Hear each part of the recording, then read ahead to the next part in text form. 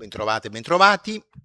Dico soltanto 2 parole perché poi, come mia consuetudine, magari, ehm, provo a tirare qualche filo del discorso dopo la relazione del dottor Giovanni Florio, che è ricercatore all'Università di Padova e che ci parlerà di partecipazione politica e tumulto nelle piccole città venete di fine '500. Quindi, solo per fare un minimo appunto, minimo sottotitolo, ecco, ci spostiamo dalle leggi veneziane, che pur parlavano di cose che accadevano nella penisola istriana o nell'entroterra veneto, e anche qui abbiamo parlato di piccole, ma anche non solo di piccole città, anche degli ambasciatori vicentini, insomma un primo quadro, ma questa volta ci spostiamo proprio nell'ambiente, nell'ambiente politico, nell'ambiente sociale di queste piccole città, che adesso dovremmo anche capire, no? Ci dirà Giovanni cosa vuol dire piccole città.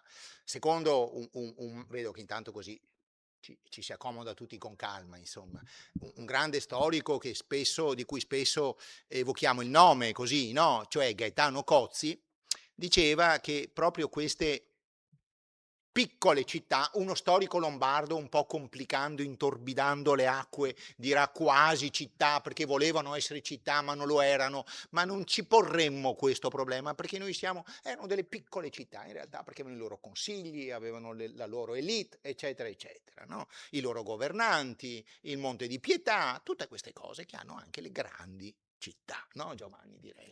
Allora, adesso vedremo cosa sono esattamente queste piccole città e Gaetano Cozzi diceva che sono l'elemento caratteristico dello stato e dell'ambiente veneto. Un famoso, bellissimo articolo che chiunque può leggere perché è letterariamente meraviglioso, se posso dire, che si intitola Ambiente veneziano e ambiente veneto, descrive proprio questo mito forse che lui aveva, forse questa enfatizzazione, questa percezione di cose, rappresentato proprio da queste città piccoline di 5, 6 mila, 9 mila abitanti che punteggiano tutt'oggi la terraferma veneta, un po' più grosse demograficamente, un po' più espanse al di fuori del loro recinto, se hanno le mura, ma insomma un po' più ampie, ma quello era. Quindi grazie Giovanni, puoi sederti, ti diamo come sempre i 50 minuti, l'oretta di prammatica e poi sentiamo se ci sono delle curiosità, come mi auguro, e grazie anche di aver accettato il nostro invito. Grazie Alfredo.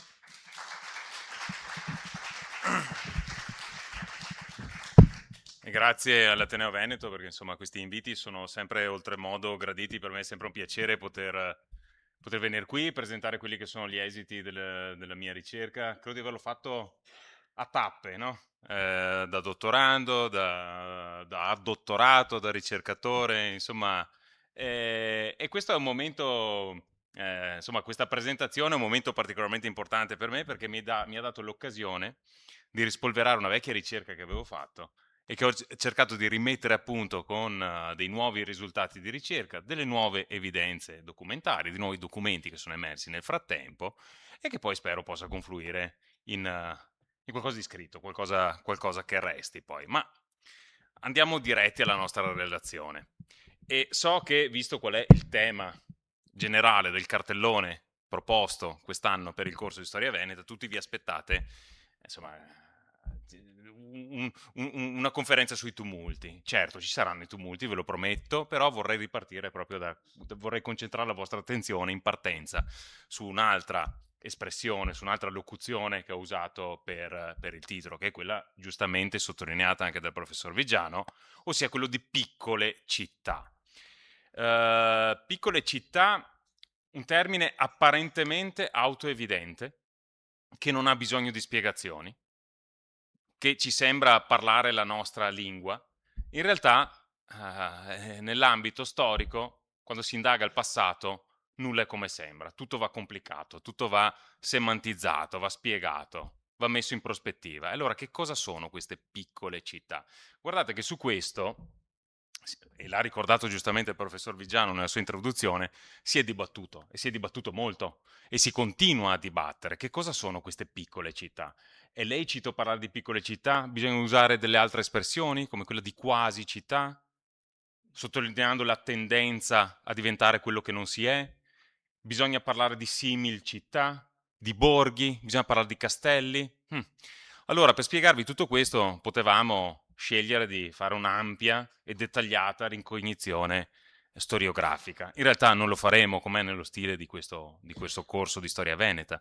A noi piace portarvi direttamente con noi nella nostra officina di storici e farvi vedere le fonti attraverso le quali noi scriviamo i nostri articoli, le nostre monografie, ci facciamo le nostre idee sul passato. E allora io, per spiegarvi che cosa sia una piccola città, preferisco convocare una fonte, ed è una fonte edita a stampa, è consultabile liberamente anche in internet, su Google, per cui se poi la cosa vi incuriosisce andate a vedere se quello che ho detto è vero o meno, ed è questa: la descrizione di tutta Italia di Leandro Alberti. Leandro Alberti è un domenicano bolognese che nel 1550 dà alle stampe questa descrizione di tutta l'Italia. Un volume che diventa fin da subito un bestseller. Questa descrizione d'Italia, tant'è che viene riedito in plurime edizioni fino al 600 inoltrato. Il titolo in questo caso è effettivamente autoevidente, è una descrizione di tutta l'Italia, regione per regione. Alberti va a segmentare la penisola italiana per regioni, diremmo oggi, per aree corografiche, e le descrive dettagliatamente, secondo dei criteri ben specifici però. Non descrive i distretti nel senso politico, ma segue il corso dei fiumi. Dovete immaginarvi questo domenicano bolognese che punta il dito sulla mappa del Veneto, della Marca Trevigiana, perché lui la chiama ancora con questo termine di ascendenza medievale, e segue fiume per fiume tutto il bacino idrografico del Veneto. E tra i fiumi che segue c'è anche un corso fluviale apparentemente minore, che è quello del fiume Novo, oggi Gua, quell'asse fluviale apparentemente minore che in realtà Gua poi diventa Fratta, alla fine diventerà proprio in quegli anni, perché si stanno facendo dei lavori di, appunto di bonifica e di riassetto del bacino idrografico del Veneto centrale, diventerà il canale Gorzone, per cui uno degli assi portanti dell'attuale idrografia del Veneto. Bene, seguendo con il dito questo asse fluviale, il nostro Alberti scopre che questo asse è incardinato su una piccola città che è, vediamo se riesco a puntare, eccolo qua, che è Cologna, Cologna Veneta, che si pone su quest'ansa dove il fiume fa una deviazione. Ebbene, c'è questa città, Cologna Veneta.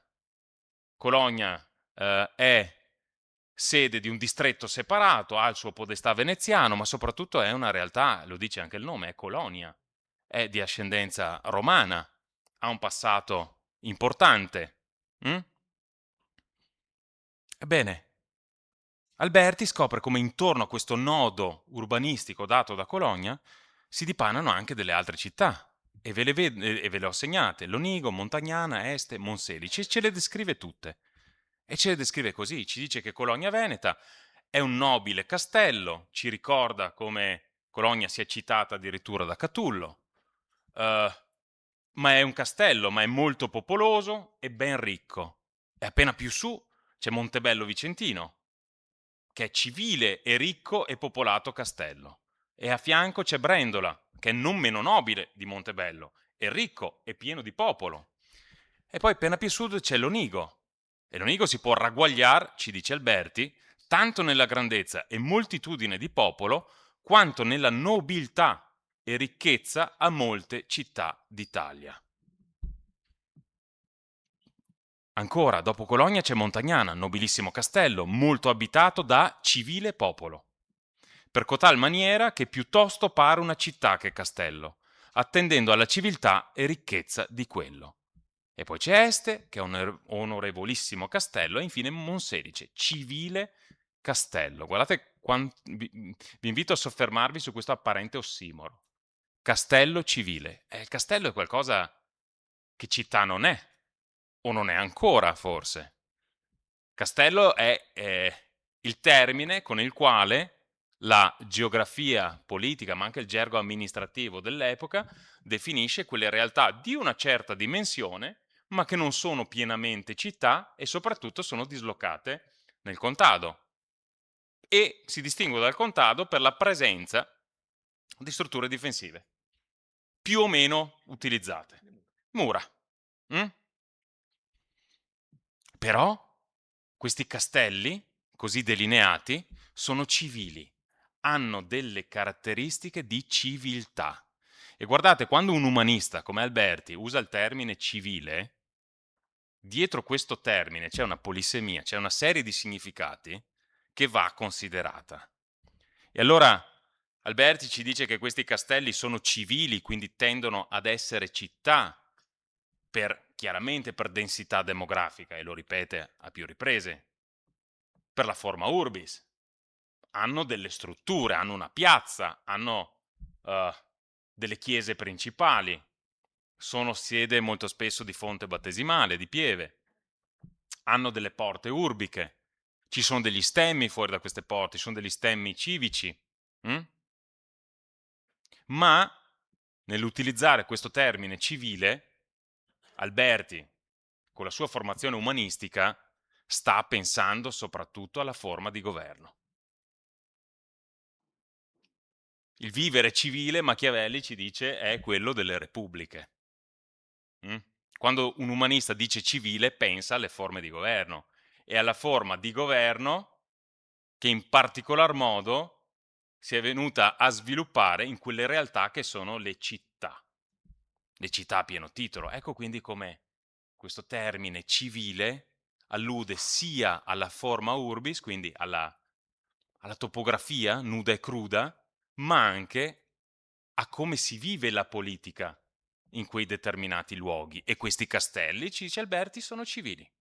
Sono civili perché ci sono delle istituzioni, delle magistrature, che guardano come modello a quello della città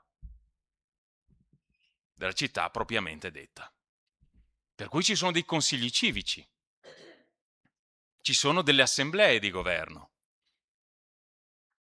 che eleggono a loro volta degli altri istituti e che si occupano di governare in forma collegiale questi castelli civili. Ecco, e qua arriviamo finalmente ai tumulti.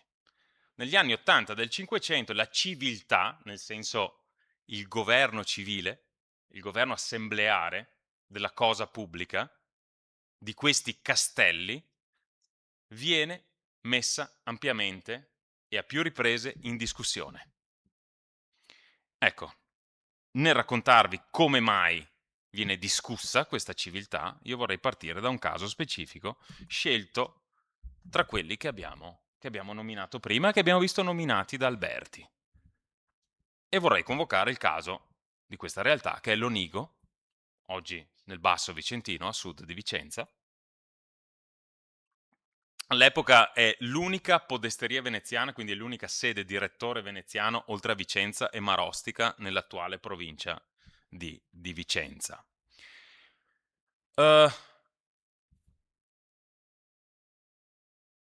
Lonigo ha delle caratteristiche urbane forse ancora più forti rispetto a quelle delle altre località che abbiamo visto nominate precedentemente da Alberti, perché ha una cerchia muraria, ma intorno a tutta una serie di villaggi, in realtà di medie dimensioni, che sono sottoposti alla sua giurisdizione. È uno snodo economico rilevante perché è sede di ben 4 fiere annuali, c'è un monte di pietà, quindi c'è un istituto anche di ordine economico, c'è un circuito murario, ci sono dei palazzi civici, c'è una loggia civica, c'è una casa della comunità, c'è un palazzo del rettore, c'è di fronte al palazzo del rettore un palazzo che viene chiamato vescovado, perché è di proprietà del vescovo. Ed avere il vescovado, sappiamo, è uno degli indici, per qualcuno portanti, del fatto di essere città, per cui simulano i leoniceni, così si chiamano gli abitanti di Lonigo, simulano addirittura la presenza del vescovo. E poi abbiamo un palazzetto per i birri del podestà veneziano, ci sono delle prigioni, ci sono delle istituzioni che si manifestano anche dal punto di vista topografico. Ci sono dei palazzi di una elite locale emergente, palazzi della nobiltà vicentina, palazzi veneziani. Lo vediamo qui sotto. Vediamo. Eccolo qui. Questa è la vecchia porta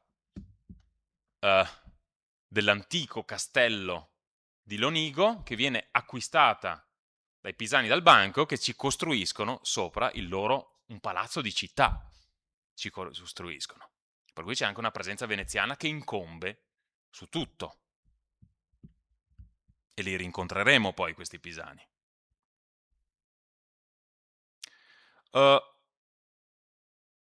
Soprattutto abbiamo a Lonigo l'emergere di un culto civico. C'è qualcosa, un culto, un santuario, nel quale gli abitanti del posto si riconoscono in senso identitario, che definisce la loro identità anche dal punto di vista religioso, ed è il santuario della Madonna dei Miracoli di Lonigo. Santuario tardo quattrocentesco, meriterebbe tutta una lezione a parte la vicenda di questo santuario, perché è sì una storia di potere e di giustizia questa, ma insomma non parleremo di questo quest'oggi. Mi accontento di dire come questo santuario era ed è tuttora sede di un culto taumaturgico. C'è una Madonna dipinta alla quale i devoti attribuiscono capacità taumaturgiche, quindi di guarire i malati o di intervenire per concedere delle grazie. La concessione di questa grazia viene testimoniata attraverso il conferimento di ex voto in lamina, quindi degli oggetti devozionali in materiale prezioso, ma anche degli ex voto su tavola, dipinti.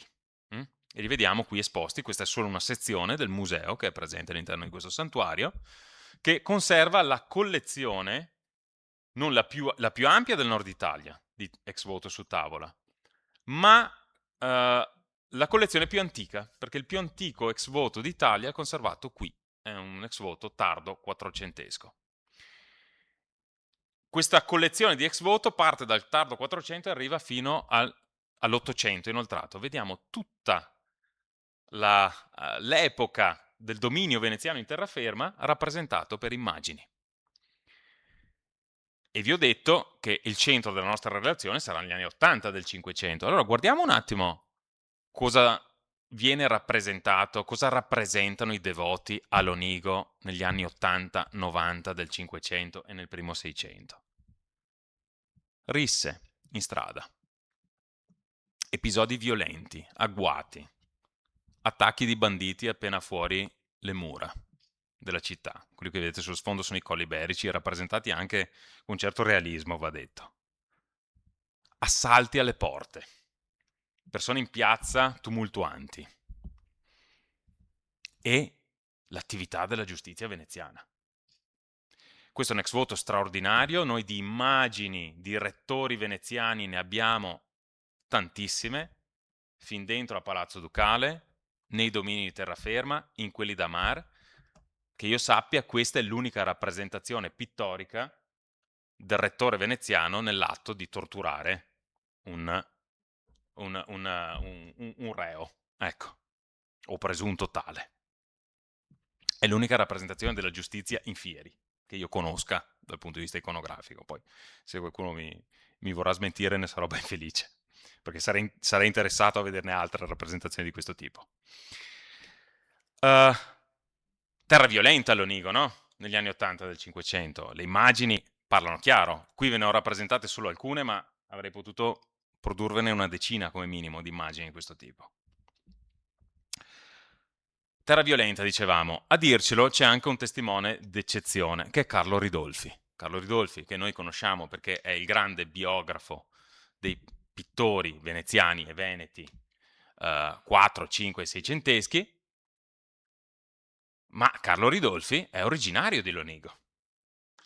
Lui farà carriera e farà fortuna qui a Venezia, ma lui è nato a Lonigo. Tant'è che lui ce lo spiega anche nell'ultima parte del suo trattato, Le meraviglie dell'arte, che è dedicato per l'appunto, anche lui è pittore, se bisogna fare le biografie di tutti i pittori veneti, fa anche la sua autobiografia Ridolfi. E Ridolfi ci spiega come i suoi genitori, che in realtà erano tedeschi, durante la guerra della Lega di Cambrai si trasferiscono a Vicenza, da Vicenza intorno al 1570, gli anni di cui stiamo parlando, si trasferiscono a Lonigo, terra del Vicentino, non molto lontana da Vicenza, posta in dilettevole e salubre sito, partecipando del monte e del piano, ricca e abbondevole d'ogni bene, ma piena di gente inquieta, dedita alle armi e prontissima alle vendette. La stessa descrizione che abbiamo visto in immagini nelle tavolette votive conservate a Lonigo la troviamo anche in questa autobiografia di qualcuno che di pittura si occupava. E poi arriviamo a quello che piace a noi. Sono gli archivi delle magistrature veneziane a dirci che Lonigo è terra violenta in quegli anni. Qui ho raccolto un po' di dati, così, sono solo i casi più eclatanti dei molti che si potevano citare. Però vi voglio raccontare questo. C'è una fase, 1598-91, che è particolarmente concitata. Iniziamo nel 1598, abbiamo il capo, il cavaliere, il capo dei birri del podestà veneziano di Lonigo, che viene pestato nottetempo da dei tizi incappucciati. Nei giorni successivi si presentano diverse figure nella cancelleria del rettore veneziano e iniziano a fare pressioni. Piccole minacce, spesso mascherate anche da tentativi di conferire doni. E a questa serie di minacce segue che piano piano tutto il personale al servizio del rettore scappa a nottetempo, portandosi via anche parte dell'archivio. Per cui scappa il cancelliere, scappa il giudice assessore, per ultimi scappano anche i birri, che sono lì, certo, per amministrare la giustizia, ma anche per difendere il rettore stesso. Il rettore si trova da solo a Lonigo. Tant'è che inizia a scrivere al Senato, chiedo licenza di tornare in laguna, perché qui non ci voglio più stare, qua è pericoloso. E nel momento in cui si trova da solo, si presentano i capi della comunità, che iniziano a dirgli, visto che non si trovano più birri, visto che anche alzando lo stipendio dei birri nessuno vuole servire a Lonigo, visto che non si trova un cancelliere, forniamo noi i notai al rettore. Vi manca un giudice? Lo fornisce la comunità. Cose queste completamente illegittime rispetto alla normativa vigente all'epoca, perché sappiamo che per la normativa attiva all'epoca il giudice al seguito del rettore non doveva essere autoctono, non doveva essere dello stesso luogo nel quale era chiamato ad amministrare la giustizia. Non solo, se noi guardiamo questo fondo, che è il segretario alle voci, dove vengono registrate tutte le elezioni che seguono sia in Senato che in Maggior Consiglio, e dalla quale dipendono anche le elezioni dei podestà veneziani in terraferma nello Stato d'Amar, vediamo come in quegli anni non c'è nessun patrizio veneziano che voglia di buon grado servire a Lonigo, perché si sparge la voce, che è pericoloso star lì. E seguono una serie di rifiuti da parte di patrizi veneziani. E poi c'è un'altra fase, quella del 93-94, con tensioni violentissime tra la comunità di Lonigo e i pisani, perché i pisani non si sono limitati a comprare la porta urbica della città di Lonigo, ma sono i conti del feudo di Bagnolo, che è a sud di Lonigo. E insieme al feudo sono riusciti ad acquisire il sostanziale controllo su tutte le risorgive della zona. Sono i padroni dell'acqua, Mm? E questo chiaramente alla comunità non sta bene. E in più stanno piantumando il terreno, stanno abbattendo vigneti e frutteti per far spazio per le loro risaie. Stanno allagando terra buona, con enormi problemi anche di salubrità dell'aria. Questo porta a delle tensioni violentissime fra comunità e questa famiglia veneziana che ha giurisdizione, ma che è anche proprietaria terriera. Per tutto l'inizio del Seicento abbiamo una serie di racconti che li seguiamo nel fondo del Consiglio dei Dieci, che ci parlano di conflitti armati fra fazioni di leoniceni. La comunità stessa è spaccata al suo interno. Seguono diverse sentenze di bando. Non solo, l'Onigo diviene ricettacolo di banditi perché è a cavallo fra diverse giurisdizioni e sfruttando questa extra giurisdizionalità, se vogliamo usare questo termine, i banditi riescono a trovare ricetto all'Onigo. È uno degli snodi del contrabbando che va a finire fin su in Valsugana e poi nel Trentino e nelle terre arciducali. Contrabbando che in alcuni casi avviene con connivenza dello stesso rettore veneziano in loco, e certo, cos'altro poteva fare, viene da dire. E poi le crisi internazionali, la crisi dell'interdetto, questo grosso conflitto fra Venezia e la Santa Sede, e le indagini fatte dalle diverse magistrature veneziane ci mostrano come l'Onigo sia una delle sedi di fortissima predicazione anti-veneziana. Tutti i monasteri sono attivi nel predicare a favore del pontefice, che in quel momento è attivo in una guerra diplomatica, ma non solo, con Venezia. La tensione è tale che arriviamo al 1612, nottetempo, si sentono delle esplosioni, la mattina sorge il sole e si scopre che il leone di San Marco, installato nella piazza principale di fronte al palazzo del rettore, perché lì stavano i leoni marciani, non stavano a caso, ma stavano là dove c'era una presenza di una giudicatura veneziana, ebbene il leone marciano installato in piazza all'Onigo viene crivellato di colpi d'archibugio. 1626 arriva questa informazione agli inquisitori di Stato, altra magistratura veneziana, c'è addirittura il capo delle milizie rurali di Lonigo che viene beccato insieme a degli altri frati e degli altri caporioni locali a parlare in favore della Spagna e quindi contro Venezia. Questo è il clima generale. In realtà vorrei fare un passettino indietro, farvi capire da cosa deriva questo clima di fortissime tensioni. Arriva da quello che succede il 25 febbraio 1584.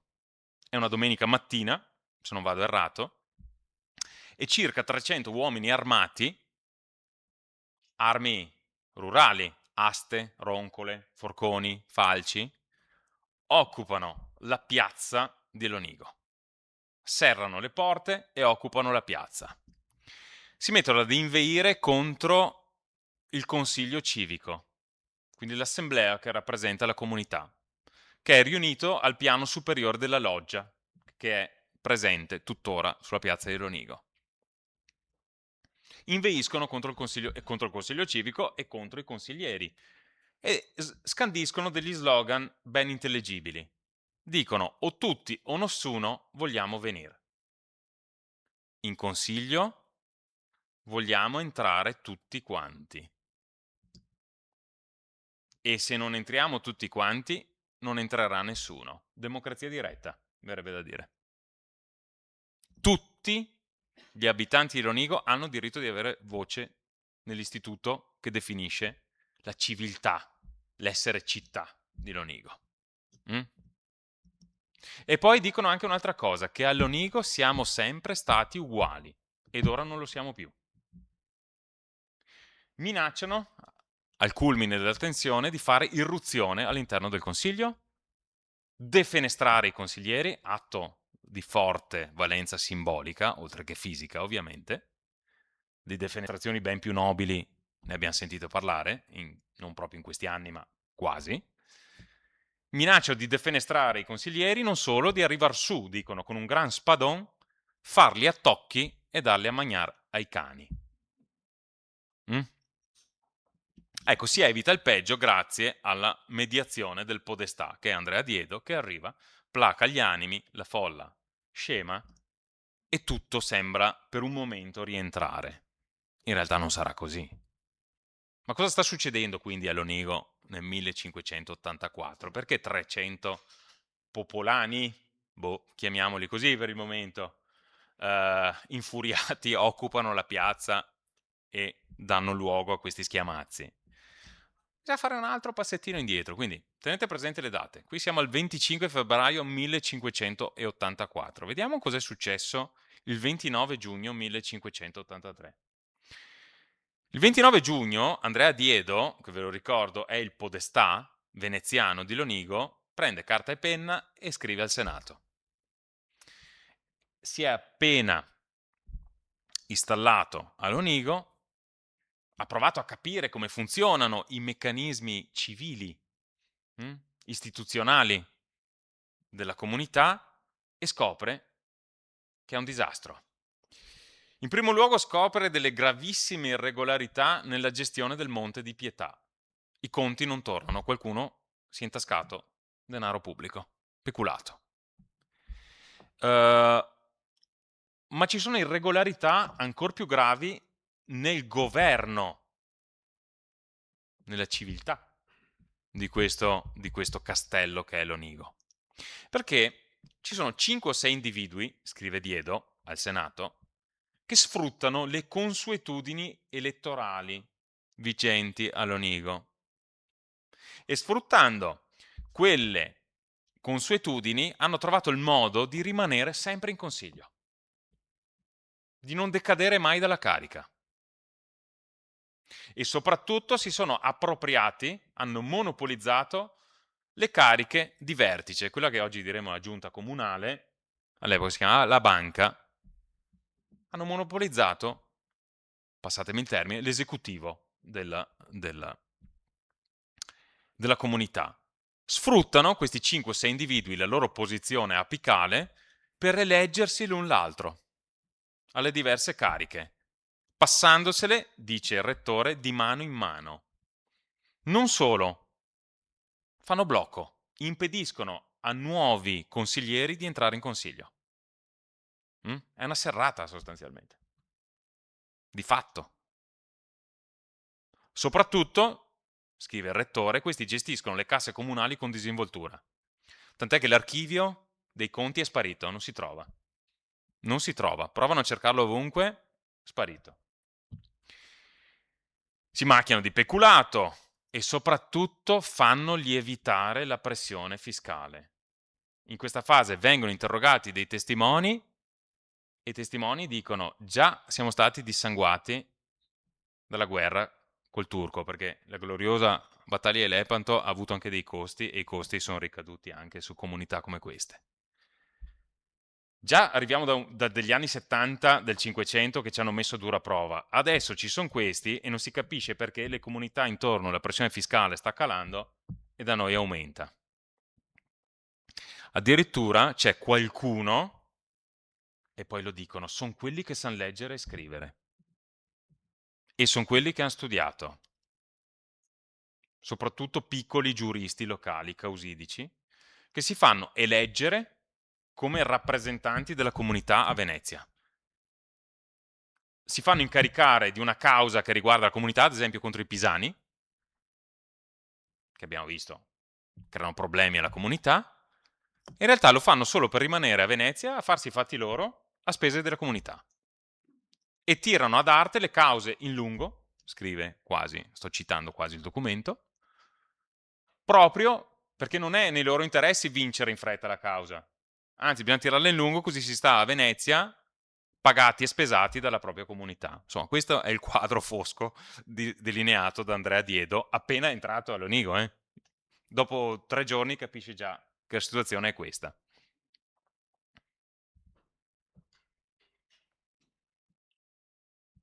Arriva al Senato la lettera del rettore. Il Senato intorno al 7 agosto 1583, qui sono passati 2 mesi, delega subito il caso ai rettori veneziani di Vicenza. Bisogna passare a una giudicatura superiore. Per cui saranno i rettori veneziani di Vicenza ad indagare su quanto riferito dal rettore di Lonigo. Non solo indagheranno, ma arriveranno a sentenza. Viene, ed è una cosa, io non ne ho trovati molti casi come questo, il Senato delega la sua autorità, quello che verrà deciso dai rettori di Vicenza avrà valore come se fosse una parte, una legge del Senato. E quindi passano altri 2 mesi, 9-19 ottobre 1583, parte l'indagine sul campo a Lonigo.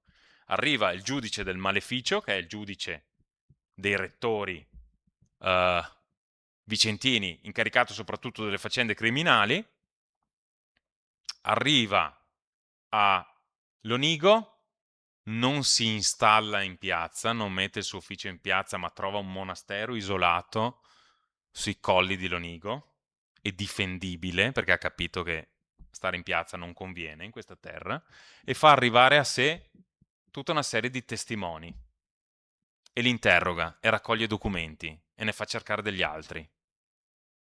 Raccoglie denunce, raccoglie testimonianze. E in questa fase c'è chi parla a favore del consiglio, dicendo che non è vero niente, che Diedo si è inventato tutto, che c'è stato un fraintendimento.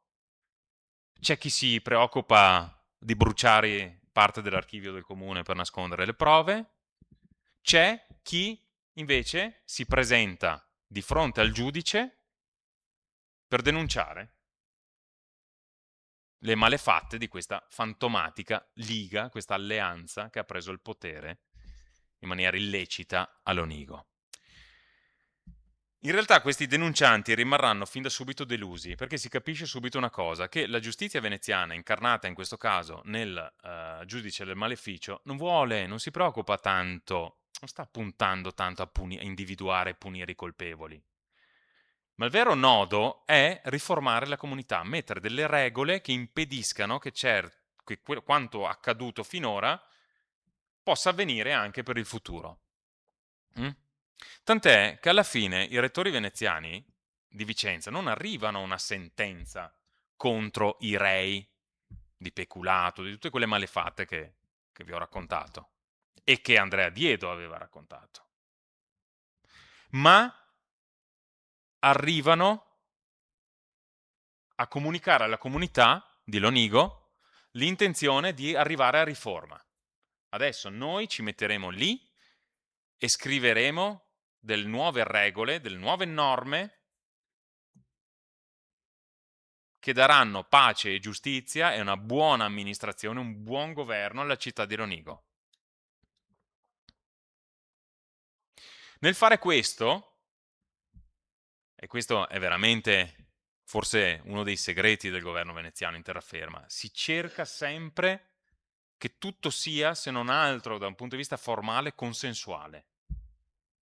E allora non procederemo d'imperio. Comunità, avete un mese di Lonigo, avete un mese di tempo. Mandateci dei vostri giuristi. Portateci delle carte, fateci vedere i vostri antichi privilegi. E in base a quello, negoziando, scriveremo insieme delle nuove regole per la comunità di Lonigo. E per un mese c'è un andirivieni di carte da Lonigo a Vicenza e di uomini, di giuristi, poi li vedremo, che si presentano a Vicenza e che dialogano con i rettori e sono al lavoro su un nuovo testo normativo che dia regole a Lonigo. Chi sono questi giuristi al servizio della comunità? È il collegio dei notai di Lonigo.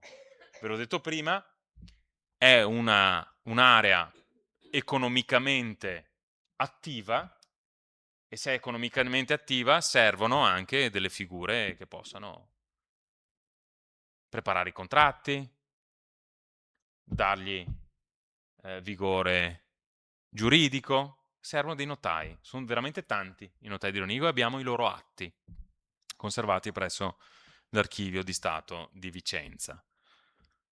Questi notai, tutti i notai, e sono 12, sono tanti, sono 12 notai, si riuniscono nella forma del collegio notarile di Lonigo, che non esiste, sapete, però si firmano così loro,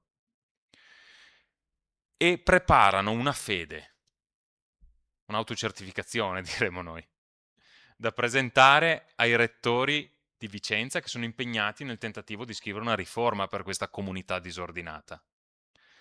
E in questa fede dicono una cosa molto semplice: guardate che in questa nostra povera comunità di Lonigo non si trova a essere statuti, non abbiamo degli statuti, non ci sono privilegi, non ci sono ordini di sorte alcuna che siano stati concessi o decretati dal Serenissimo Principe Veneto in materia del reggimento e del diligente governare le cose necessarie spettanti alla nostra comunità.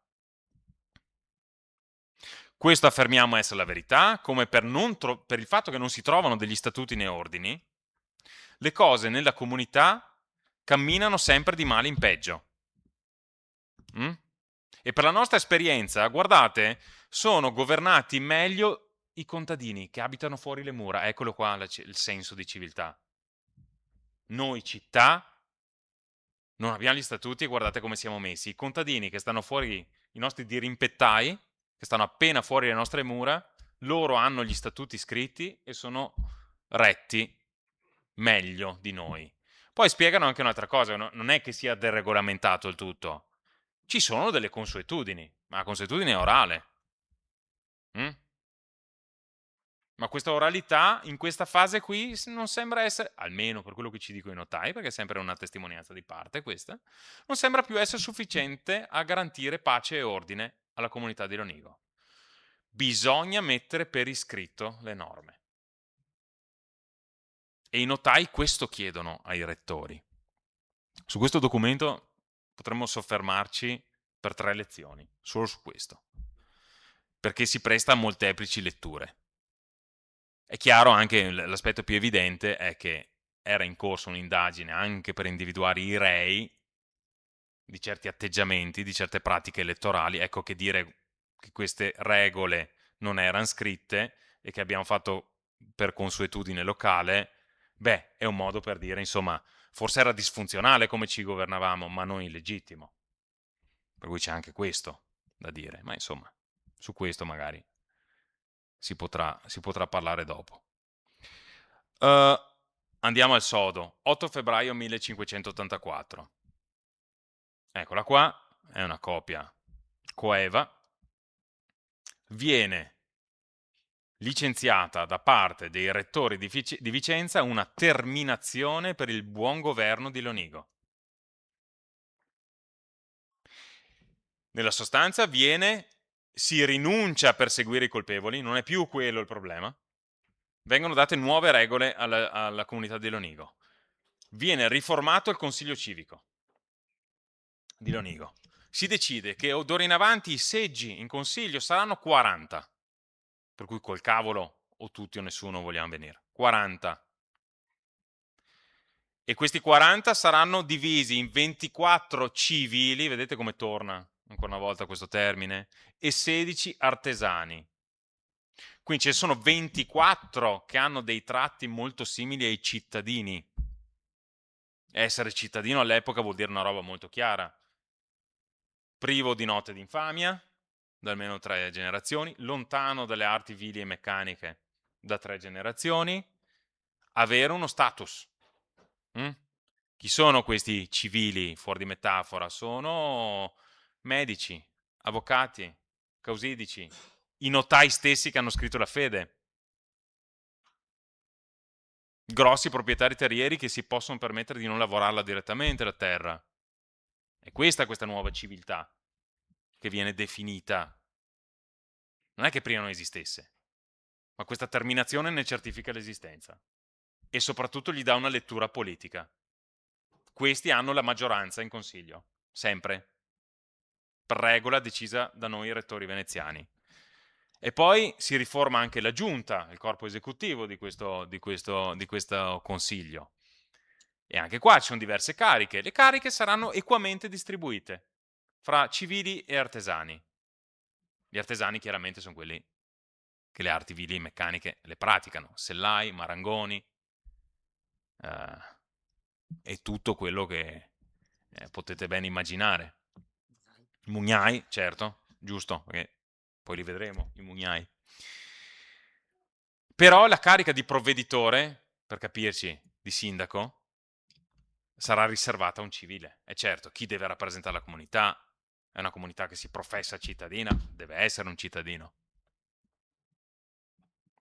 Però dei meccanismi di garanzia, e questo è veramente un meccanismo alla veneziana, va detto, perché sull'insistenza delle procedure e sull'efficienza delle procedure Venezia ha costruito il suo mito politico. Per cui anche a Lonigo bisogna fare come si fa, come facciamo noi a Palazzo Ducale. Beh, un sistema di contumace, se hai fatto quella carica per 8 anni non puoi più farla, dei sistemi di controllo incrociato, e la terminazione entra nei dettagli di questo sistema di controlli. Qual è il senso? Ah beh, scusate, la terminazione dice anche un'altra cosa, che i primi 40 consiglieri, visto che la comunità era scissa al suo interno, li decide Venezia, li decidono i rettori. Poi dal 1585, cari leoniceni, iniziate a eleggervi da soli, secondo un criterio che stabiliamo noi. Si nomina per cooptazione, cioè è il consiglio stesso a nominare chi dovrà entrare in consiglio, e per essere confermato per entrare in consiglio bisognerà prendere il 50% dei voti più uno. Quindi bisogna avere le spalle ben coperte in consiglio per entrarci. Qual è il senso di questa terminazione? Beh, si vuole intanto normalizzare il sistema. Bisogna garantire una stratificazione sociale che ormai è in atto. E certo, c'è un'elite che si sta definendo in base anche dei criteri di status. Questi civili esistono. Esistono delle figure che non hanno più bisogno di lavorare la terra direttamente per mettere il cibo in tavola la sera. Bene, e questi hanno le redini, non solo politiche, ma anche economiche, anche culturali, perché sanno leggere, sanno scrivere, hanno biblioteche. Se andiamo a vedere gli atti notarili di queste figure, vediamo che leggono, studiano. Mm? Qualcuno farà anche carriera, arriverà addirittura a prendere la cittadinanza vicentina. Bene, questi civili esistono e sono il nervo politico di questa comunità e vanno riconosciuti, però non si può dimenticare come la base sociale sia costituita da questi artesani che comunque hanno un peso economico. Infatti questi artesani, quando si lamenteranno di questa riforma, diranno: ma come? Io ho più ricchezza di molti che sono dentro, che sono considerati civili. È solo che me la guadagno lavorando, non capisco perché. Io pago anche più tasse, devo essere meno rappresentato rispetto a chi, per un semplice criterio di status, viene rappresentato, per così dire, di default in consiglio. E poi, con questa terminazione, si vuole introdurre delle norme scritte che abbiano una riconoscibilità, una legittimità, una certezza, un'applicabilità più forte e più riconosciuta a più livelli. Qual è il risultato di questa terminazione? Che, come lo vedete, parte con tutte le più buone intenzioni, no? Sembra garantista addirittura, va bene, insomma, diamo spazio anche agli artesani in questa comunità. E torniamo a dove siamo iniziati. Il risultato della terminazione è il tumulto di Lonigo del 25 febbraio 1584. I 300 che scendono in piazza Lonigo sono gli artesani. In realtà c'è anche qualche civile con loro, che non ci sta a questa terminazione. Questi sono 300 artesani che occupano la piazza e sono loro a inveire, dicendo: ma questa terminazione, altro che buone regole per la comunità di Lonigo, sono pessime regole queste. Perché? E ce lo spiegano, perché poi Venezia, dopo aver ricevuto la notizia di questo tumulto, entrerà passatemi il termine, a gamba tesa sulla comunità di Lonigo, un bel processo con rito inquisitorio, meno tutelante, una nuova indagine, e lì sì si vuole procedere per individuare i colpevoli e metterli ai ferri. Perché questo è tumulto, questo. Però il processo è sempre dialogo. E nelle carte di questo processo, che è conservato, pensate, processi con questo rito negli archivi veneziani se ne trovano pochissimi. Questo, una scheggia impazzita archivistica, è rimasto conservato nell'archivio della comunità di Lonigo. È rimasto in sede. Ebbene, durante questo processo, i vari testimoni che testimoniano, che danno conto di cosa è accaduto quel 28 febbraio, o 24, cos'era? 25.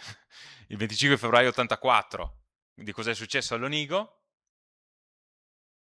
nel testimoniare spiegano anche, danno conto anche delle proprie ragioni, del perché si è scesi in piazza. Allora lo dicono chiaro: guardate che il problema è questa odiosa distinzione fra civili e artesani, che certo era già in atto da un punto di vista economico, sociale, ma vista così per iscritto, messa saldamente per iscritto, certificata, cristallizzata, non ci sta bene.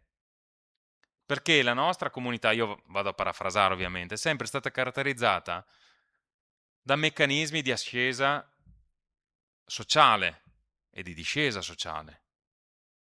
A noi è sempre valso il criterio del possesso della terra. La terra va e viene. Ci si può arricchire, indebitare, impoverire. Chi paga più tasse avrà diritto a più voci in consiglio. Non un criterio di status definito dall'alto e applicato dal momento in cui viene applicato in avanti in maniera critica. Dicono chiaramente che questa terminazione sarà la base d'appoggio perché anche a Lonigo si venga a creare una nobiltà, non una civiltà, una nobiltà di Lonigo, quindi un corpo chiuso, definito quasi in maniera endogamica, a un maggior consiglio, come a Venezia, mettiamola così, o come i vari gran consigli che insistono nelle varie vere e proprie città di terraferma, Padova, Vicenza. E cosa invocano questi testimoni che si presentano di fronte ai giudici veneziani? Bisogna ristabilire gli antichi ordini, le consuetudini orali, perché quelle sì garantivano una certa duttilità, una capacità di adattarsi alle varie evoluzioni sociali, economiche che interessavano la comunità. E soprattutto dicono questo: bisogna agire anche dal punto di vista istituzionale. Ebbene, è stato riformato il Consiglio? Bene, noi riattiviamo, in ragione delle nostre consuetudini, che non sono state abrogate dalla terminazione, riattiviamo la vicinia. E che cos'è la vicinia? Non è un consiglio ristretto come era il consiglio civico, ma è un consiglio aperto, ampio, nel quale possono entrare tutti i capi famiglia residenti a Lonigo da tot anni e che abbiano pagato le tasse a Lonigo per tot anni. E lì siamo rappresentati tutti. E se il consiglio si riunisce nella loggia, noi ci riuniamo in chiesa. Occupiamo la chiesa e diventa la nostra sede di un'altra assemblea. E non solo, torniamo alle consuetudini. Il consiglio, dal punto di vista consuetudinario, era eletto dalla vicinia. Per cui il nuovo consiglio vogliamo eleggerlo noi. Si ricorre, parallelamente a questo processo per individuare i colpevoli del tumulto, altri processi, una selva di processi, attivati presso le più disparate magistrature di Palazzo Ducale, con i rappresentanti della vicinia di Lonigo che si oppongono ai rappresentanti del Consiglio, dicendo che cosa? Noi siamo Lonigo. Due assemblee che dicono di rappresentare la medesima comunità.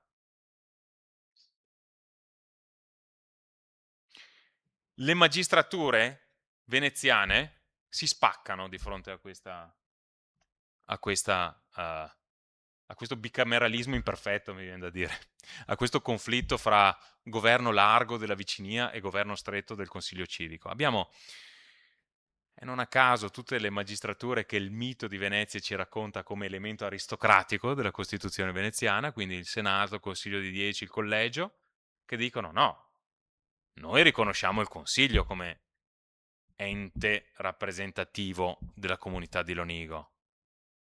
Però c'è l'avvocaria e qui ci stiamo ancora interrogando su perché questa scelta. L'avvocaria, che al contrario si mette di traverso e dice no, queste consuetudini ci sono, vanno considerate, la vicinia ha come minimo diritto a riunirsi.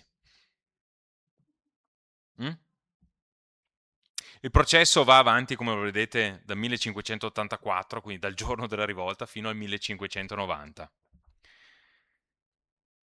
Dico il processo, ma è improprio, perché se noi abbiamo provato anche a seguire i vari rivoli di questo conflitto, in realtà poi il conflitto dal punto di vista strettamente delle prassi giudiziarie si spapola, finisce presso le magistrature più disparate, addirittura a un certo punto le parti tentano un accordo extragiudiziario addirittura.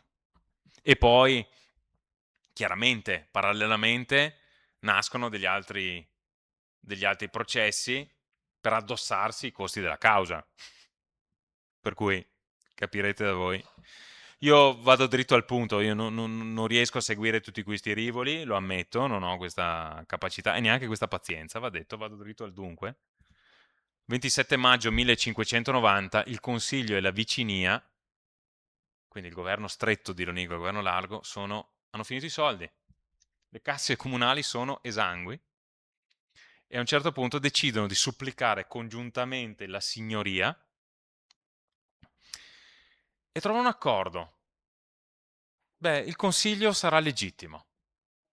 La Vicinia lo riconosce, però almeno distinguiamo questa odiosa, o eliminiamo, scusate, questa odiosa distinzione fra civili e artesani. In Consiglio si entrerà su base elettorale senza delle distinzioni di status precostituite. Viene presentata la signoria dice no, la terminazione approvata dai nostri rettori è più che valida. Anzi, non provate ad opporvi.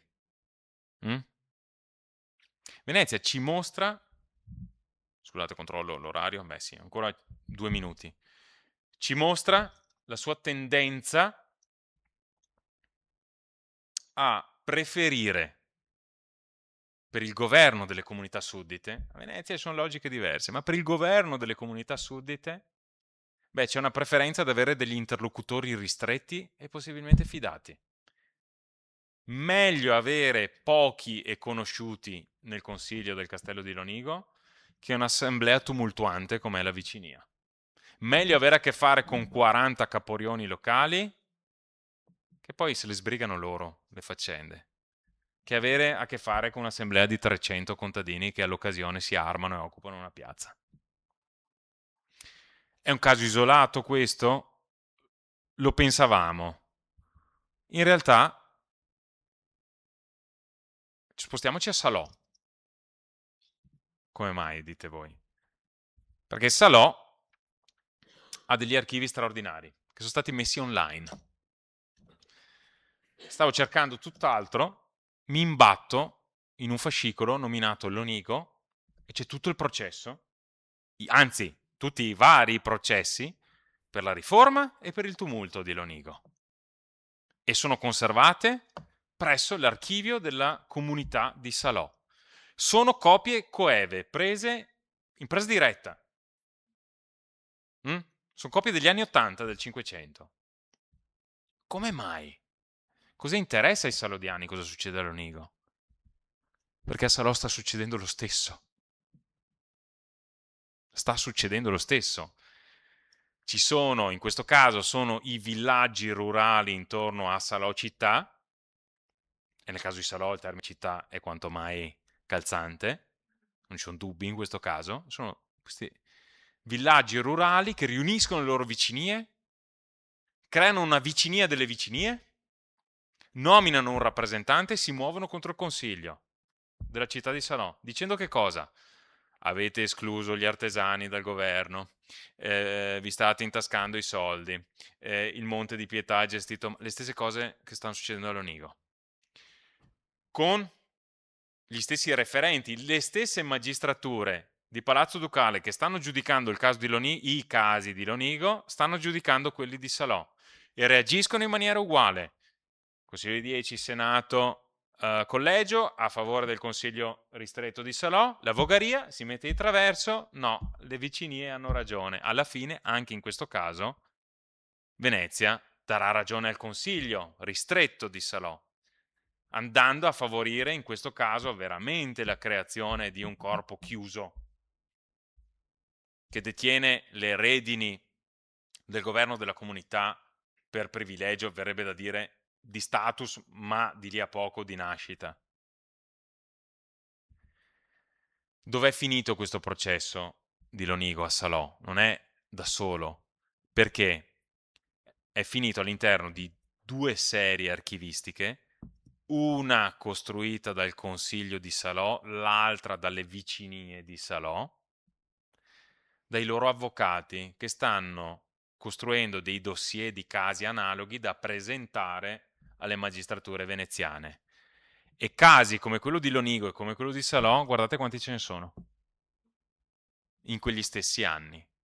E finiscono tutti, o quasi, con la stessa decisione da parte di Venezia, delle varie magistrature, incarnata ovviamente nelle varie magistrature, qualcuno ve l'ha nominata, si ha una tendenza a privilegiare per queste comunità soprattutto di piccole e medie dimensioni la scelta per dei governi ristretti, per cancellare le antiche vicinie dove entrano tutti i capi famiglia o per ridimensionarle in favore di organi di governo più ristretti. Ecco, qui io termino la mia relazione e niente, sono a disposizione per qualsiasi domanda, curiosità, dubbi, obiezioni, insomma, siamo qui pronti a tutto.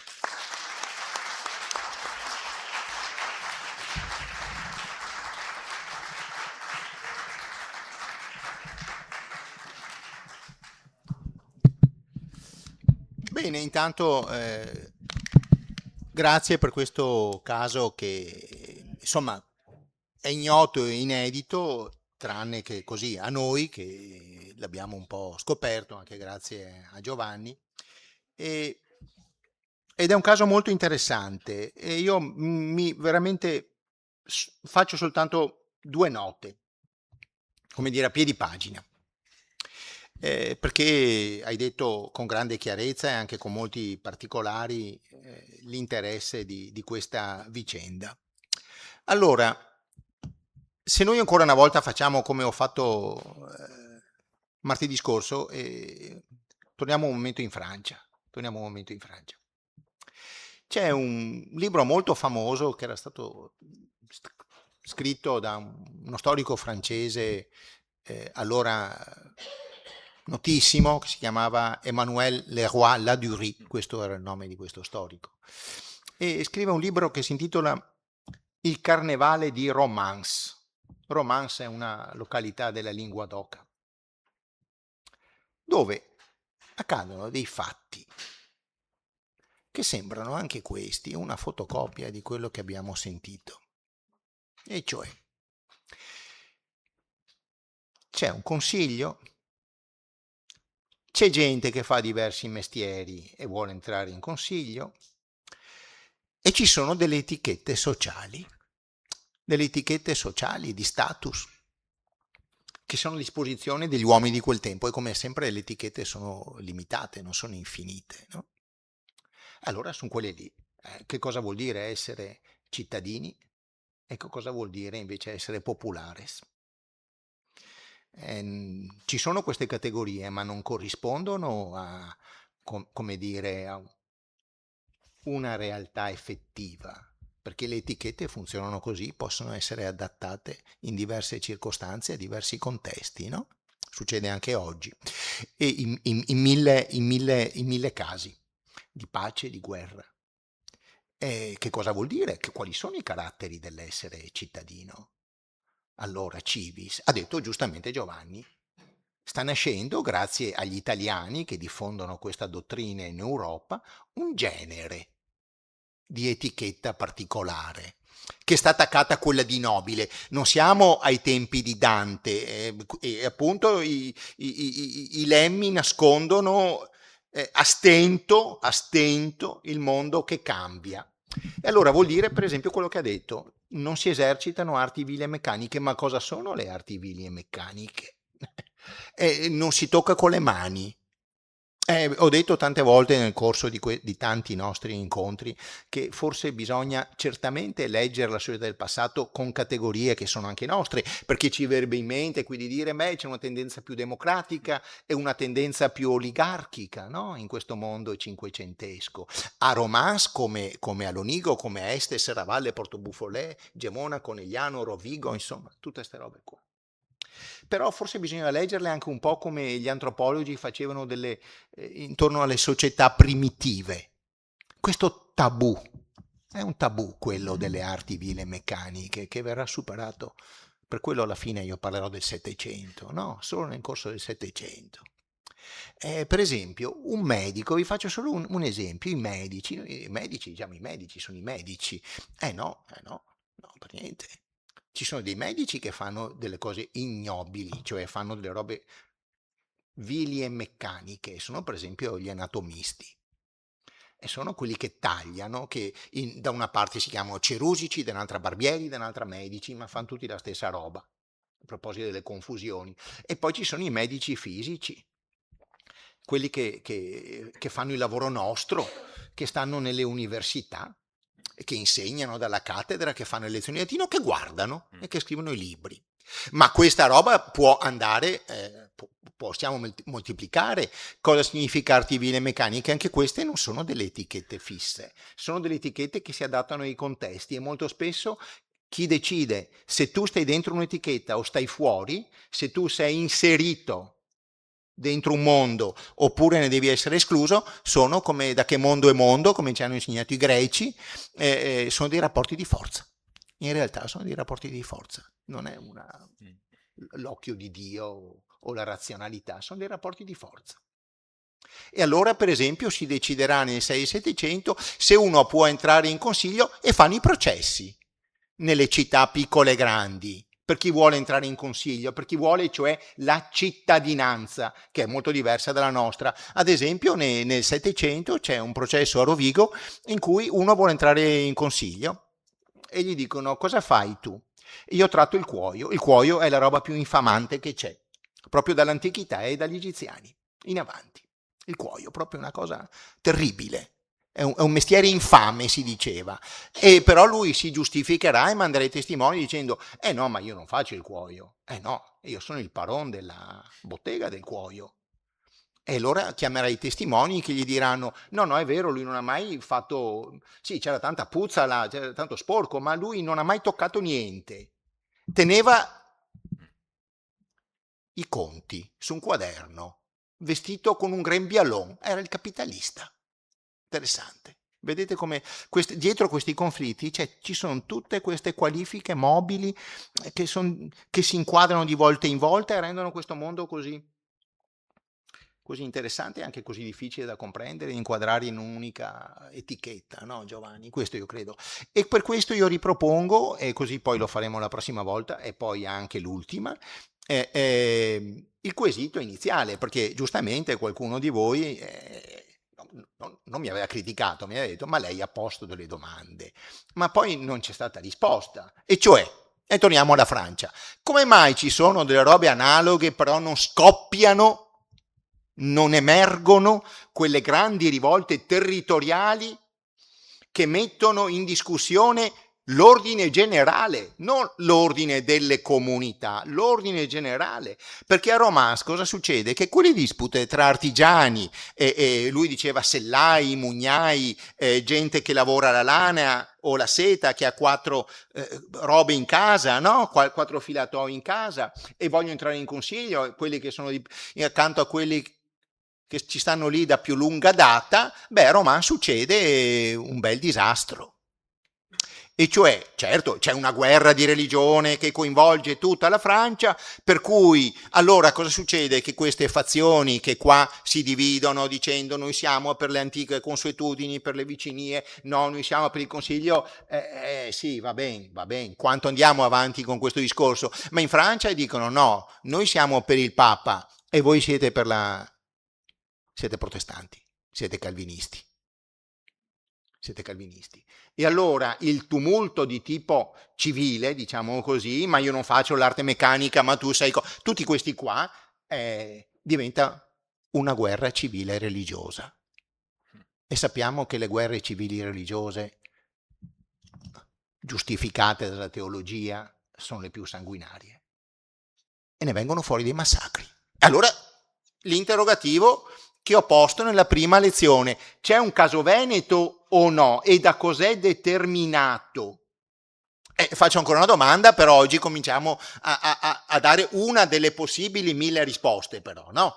Allora, da cos'è determinato? Prima di tutto, come ho detto l'altra volta, per me questo è importante, poi voi direte, abbiamo un quarto d'ora adesso e altre 2 lezioni per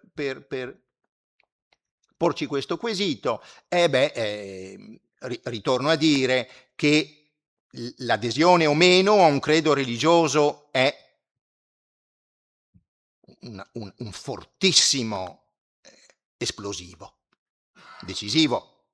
Ecco, stare da una parte o dall'altra perché Dio ci ha messo lì è diverso da dire ma perché dobbiamo decidere se i mugnai sì o no, è diverso. Primo punto. E questo invece nel mondo italiano non c'è.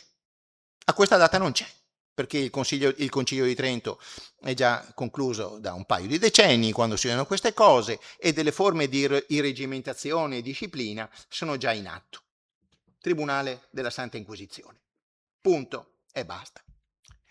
Ma poi forse, e allora qui è la domanda, ecco, questo tra le varie cose molto interessanti, una è interessante, particolarmente, e cioè il fatto che qui si comincia con questa specie di disputa civile su chi ha il diritto di rappresentare la comunità, e poi ci sono tutta una serie di scissioni, come proprio un atomo che si spacca, no? E cioè alcuni vanno da una magistratura, altri da un'altra, dei clan si mettono insieme, dei clan invece si spaccano, eccetera. Alcuni vanno da qualcuno a Venezia, alcuni vanno da altri a Venezia, tutti supportati da questi avvocaticchi, da questi procuratori di liti, e a Venezia si risponde in diversi modi. Giovanni non ci ha raccontato un particolare suggestivo, ma questo lo dobbiamo dire perché forse lo voleva dir lui, ma insomma lo diciamo, che a un certo punto a Venezia questi avvocatori, dillo tu. Non a caso, insomma, Dillo tu. hai convocato il Carnevale di Roman, che il titolo scelto dall'Eroe Laudourie, è anche perché questa rivolta si nutre anche di un rovesciamento simbolico dell'ordine costituito.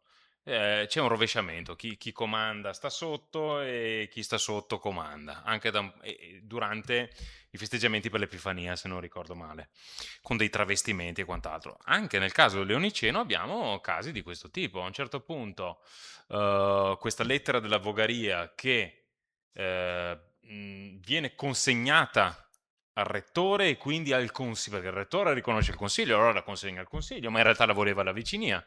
Per cui la lettera della Vogaria che dà l'ordine alla vicinia potete riunirvi, finisce nelle mani sbagliate.